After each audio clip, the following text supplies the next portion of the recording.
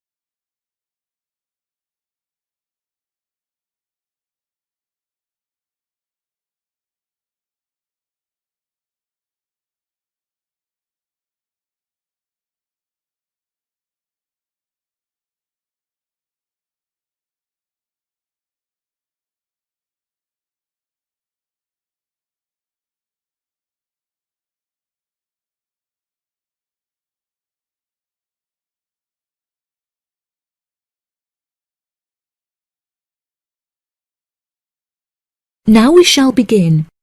You should answer the questions as you listen, because you will not hear the recording a second time. Listen carefully. Hi, Zach. I heard you passed your driving test. Congratulations. Thanks, Olivia. I passed just last week. It feels great to be independent and driving on my own. I really want to take driving lessons, but I haven't been able to find a driving school that will give lessons during the weekends, so that I don't have to miss any classes at college. The driving school that I used was brilliant and really flexible with their teaching hours. It's really close to the school. The address is 67 Kings Road. That's 67 King '(S) Road. Oh, that's perfect. I don't like the idea of driving around busy streets.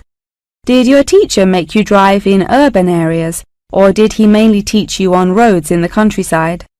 My teacher said that I had to learn on both in order to become a good and experienced driver. We would start in the city centre and then drive north above the city. He sounds like a good teacher. Would you mind giving me his contact details so I can ask him for lessons? Of course.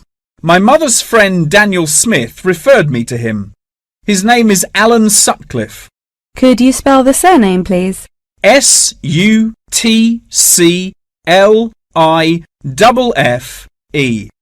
Thanks for helping me out. I'll give him a call tomorrow. I don't know if I should learn in a manual or automatic car. How do I decide? I wasn't sure which type of car to learn in either. In the end, I chose to learn in a manual car, because once you've learnt how to drive manually, you can drive automatic as well. Most cars on the road are automatic nowadays. OK, I think I'll learn with the manual car too then. Hopefully the teacher will be able to give me lessons in the evenings after school. It would be much better if you take the lessons during the day. It will be far easier for you to learn when there is enough daylight to clearly see everything going on around you. But you need to be an experienced driver to drive safely at night. How frustrating. I was hoping I wouldn't have to take lessons during the weekends. You're right though, safety comes first. Speaking of safety, you should wait until summer to start learning. It's really difficult and dangerous to drive in the wind and rain as a learner, so you should definitely wait until the weather is sunny and dry. OK, that's perfect actually. It will give me some time to save up some money to pay for the lessons. Tell me about it. I had to work for months before I had enough money saved up. It was worth all the work when I finally got my driving licence, though. The whole process is so expensive. How much did it cost you in the end? Well, each half-hour lesson cost $30, and then the final test cost $50. In total, it cost me about $300. Gosh, it's pretty expensive. How did you find the test? Was it really difficult? No, it wasn't too bad, and the man was really calm and friendly. I knew that I would have to perform 2 parking manoeuvres during the test, so I practiced them a lot beforehand, and that really helped. The test used to last 40 minutes, but it changed a bit. For the first 20 minutes of the test, he gave me directions, and I had to just drive around, and then the last 10 minutes was for demonstrating the manoeuvres. So the test is 30 minutes in total. Okay, great, I'll remember that. Do you have any more advice? It's really good to practice driving a lot outside of driving lessons as well. Whenever my parents were running errands on the weekends, I would offer to drive them. My driving teacher also told me to buy a notebook to write down everything that I've learnt in it, like a diary. Haha, that sounds boring, but I'll do it if it helps. I found it really useful. Before my test, I read through everything I had written down, and it reminded me of a lot of things that I had forgotten about. It's really helpful for the theory test as well, because there's so much information to remember for it. That's great, Zach. Thanks for your help. No problem. See you at school. Bye. That is the end of section 1. You now have half a minute to check your answers.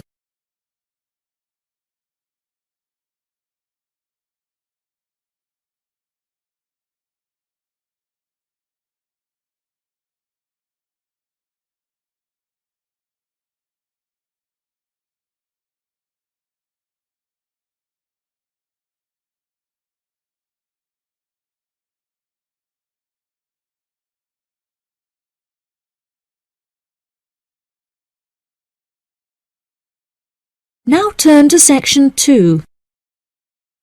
Section 2. You will hear part of a talk about Mount Rushmore given by a tour guide.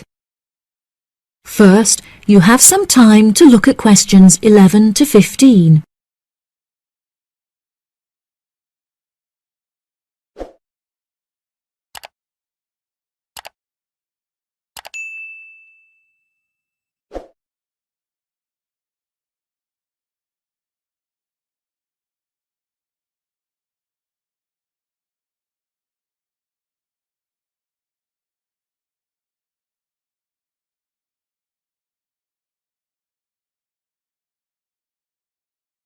Now listen carefully and answer questions 11 to 15.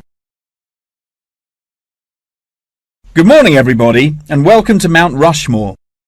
To start your visit, I'm just going to give you a brief account of the history of the memorial before letting you roam about on your own. I won't keep you long, okay? Mount Rushmore is South Dakota's top tourist attraction and features the heads of 4 United States presidents: George Washington, Thomas Jefferson, Theodore Roosevelt, and Abraham Lincoln. Each head is 18 meters tall, which is taller than the heights of 11 people combined. The sculptor initially wanted to depict the presidents from head to waist, but due to a lack of funding, the construction had to stop before this vision could be realized. In total, it cost the government $1 million to sculpt the heads at Mount Rushmore. Before the construction of the presidents' heads, the mountain was just bare rock and forest, attracting only a few hikers a year. The new carving at Mount Rushmore has become an iconic symbol of presidential greatness and has appeared in works of fiction and other popular works.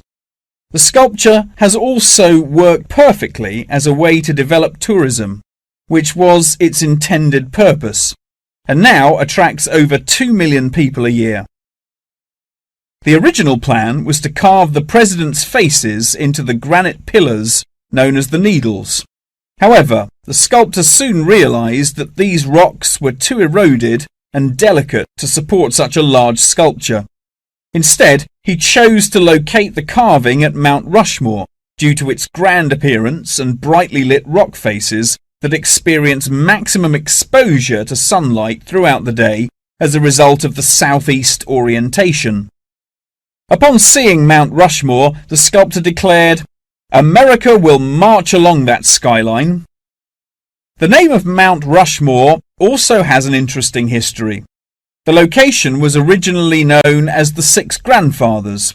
However, during an expedition in 1885, the mountain was renamed after Charles E. Rushmore, a prominent New York lawyer who joked that his annual treks to the mountain had earned him the right to have it named after him.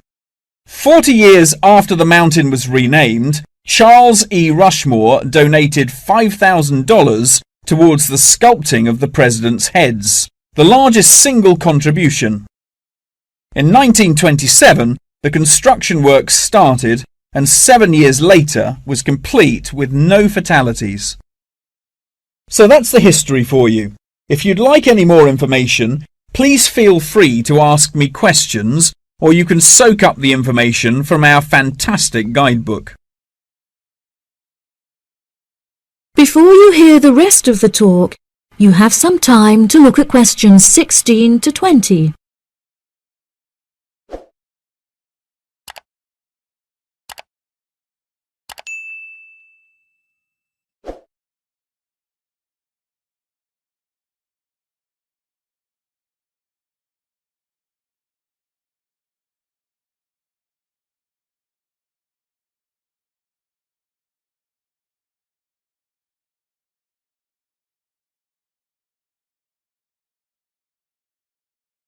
Now listen and answer questions 16 to 20.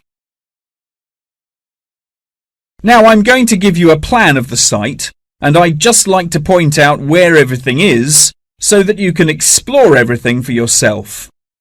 We're currently standing at the entrance, which is marked with the arrow on the map.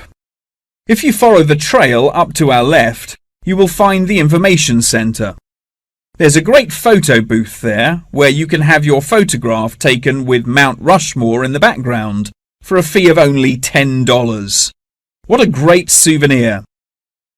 In front of us is the refreshment centre, where you can help yourselves to coffee, locally grown tea, and a delicious selection of cold drinks and biscuits. Be sure to stay hydrated as it can get really hot up here. To our right, not far up the trail, is the gift shop.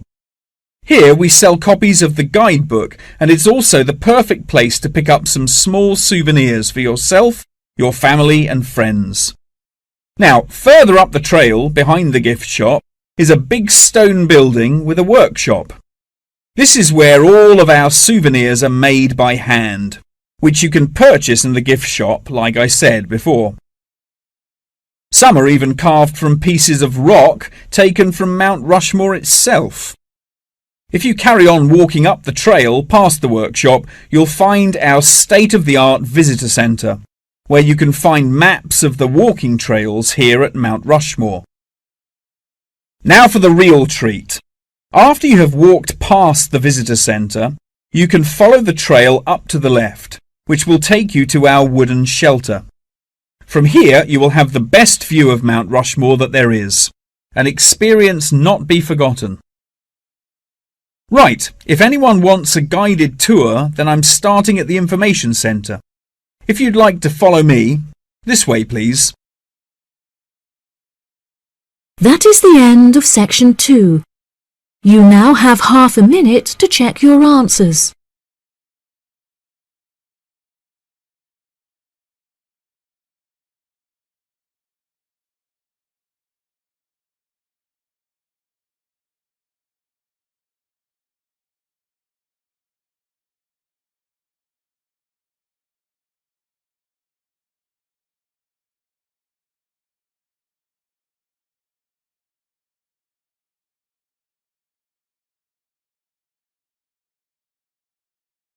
Now turn to section 3. Section 3. You will hear a conversation between a professor and a student talking about taking a course. First, you have some time to look at questions 21 to 25.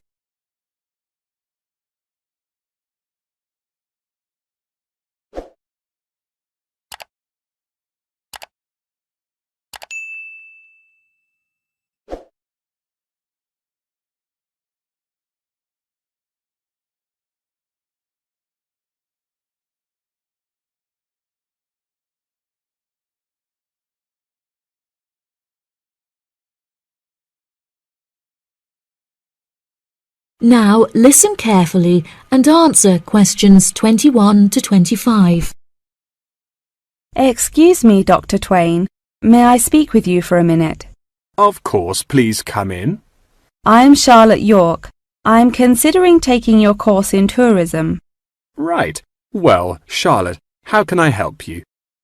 I have been considering studying tourism. However, it is such an important decision that I would like to seek some advice about it first. Would you mind answering some of my questions? Absolutely. Fire away. Well, I have been discussing courses with my parents, and they are concerned that I will not be able to get a well-paid job with a degree in tourism. The reason that I want to study the course is that I have a great interest in the subject, and I think I would really enjoy it. I believe the only way that I will enjoy my life is if I enjoy my career. Happiness is far more important than money, don't you think? Absolutely. I would much rather be happy and poor rather than rich and miserable. Money cannot buy you happiness. I'm glad you agree. You needn't worry about money, Charlotte. A large part of the tourism course is dedicated to teaching students how to manage finances, a skill that you can apply to your everyday life as well. I would also recommend that you take a sideline course in time management, as this can be incredibly useful in efficiently planning your workload. Efficiency is the key to success. I'll remember that. Now, I have found that some students have natural talents that really help them to succeed in the course. Communication skills, for example, can be very beneficial. Do you have any strengths? Maths was always my favourite subject at school, so I really enjoy solving mathematical problems. However, I find statistics quite difficult. I have always been very capable and self-sufficient. I have a lot of confidence in my abilities and will take the initiative in situations without needing to depend on anyone else for their help. That's a really great quality to have and will be particularly useful if you choose to study tourism. That's great. I would recommend that you spend some of your time researching the course. A lot of people who are uneducated on the subject claim that tourism is a shrinking industry and that it will become irrelevant in the future. If you study the published research, however, you will see that the truth is quite the opposite. The industry has, in fact, grown significantly as people have developed an ever-increasing interest in culture and travel. Have you compared the university course with a polytechnic? Yes, I have. I was interested in studying the course in modules. However, the university doesn't offer that option. I don't have enough funds to be able to attend an expensive university, so I was relieved to see that the course is quite affordable. I also considered attending a summer school instead of university to save money, and so that I could work during the rest of the year. But I really wanted the university experience. I think that university would suit you well. Before you hear the rest of the conversation, you have some time to look at questions 26 to 30.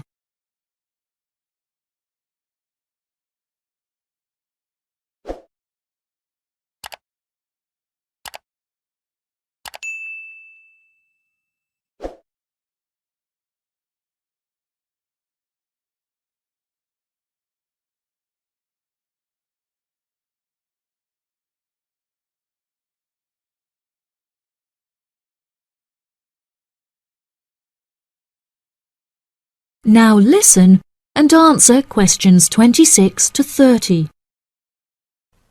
Now, what about the courses? Are you interested in any of the other subjects on offer? I have looked at a few. I was interested in travel and business as it sounds similar to tourism. That is really worth learning. However, be aware that it is difficult and will demand a lot of your time. Okay, that's good to know. You might find that Japanese is an interesting course and it will teach you valuable skills in speaking the language. Personally, it's not bad and could be of some help, but not that much. Okay, Japanese. Got that. What about medical care? Well, if you have time, the course will teach you a lot about curing diseases and illnesses, or dealing with injuries outside, although it's not essential. So, okay, if it's useful, I'll take it. If you enjoy using technology and are worried about fulfilling the entry requirements, computing is very relaxed about the skills that applicants must possess. I'm terrible with computers, so I'm not sure that I would enjoy that course. How about public relations? Yes, I would recommend that course. It would be related to entering the tourism industry, as it will educate you on how to approach clients and develop associations with them. That's great. Thank you so much for your help. That is the end of section 3. You now have half a minute to check your answers.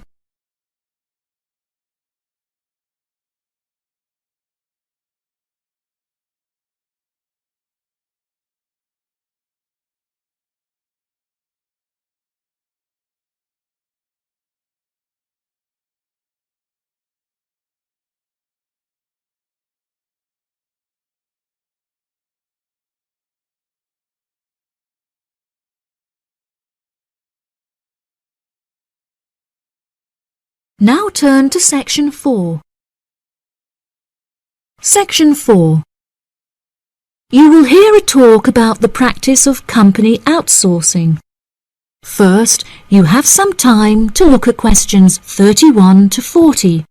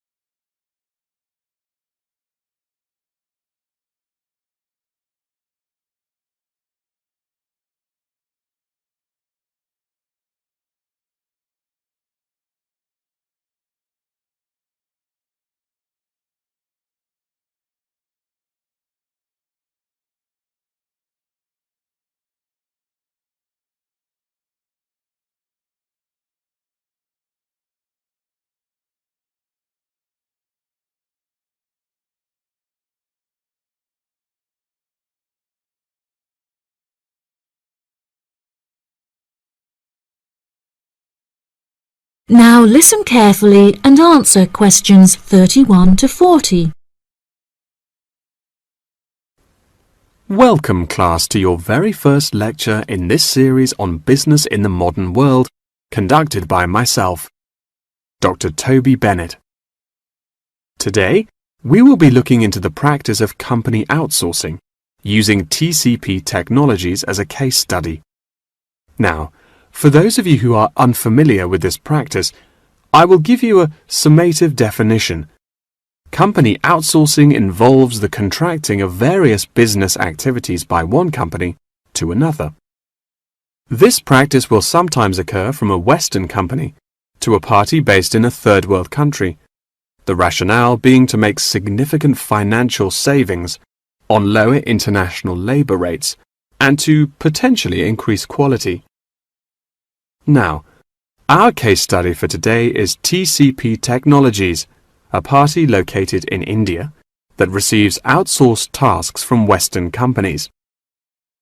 The manager of TCP Technologies is a man called Manjeet Khanna, who has personally developed a series of aims and philosophies by which the company is expected to operate.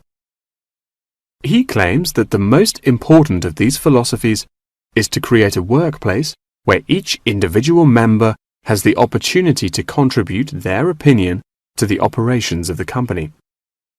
That is to say that he found it important to develop a democratic environment.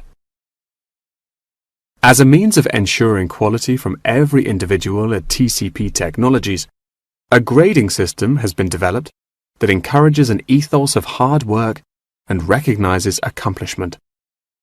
This grading of individuals is based upon a series of factors such as turnover, hours worked, and efficiency.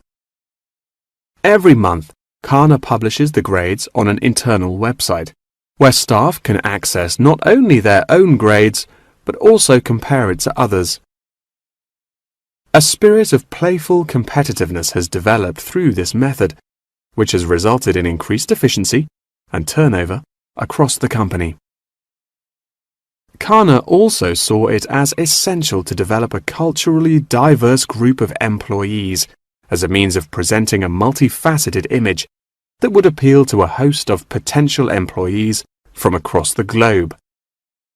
This cultural openness has not only increased the quantity of incoming contracted opportunities by 7%, but has also benefited the company itself significantly. A level of transparency now exists that had not before been apparent. According to questionnaires carried out recently, these newly introduced measures have significantly increased the rate of staff satisfaction, which has subsequently led to an increase of 32% in the company's income. These figures are truly admirable and serve as a testament to the measures that Kana has introduced to the workplace at TCP Technologies. In a recent interview published by The Economist, he declared, "The figures speak for themselves. My system works." When asked if he had any advice for companies on methods they could employ to streamline workflow and increase turnover, he replied, "It's simple, really. A company must see itself not as one entity comprised of nameless components, but instead as a living organism composed of cells, each one essential to the functioning of the whole. I suggest that the motto by which your management operates will be employee first."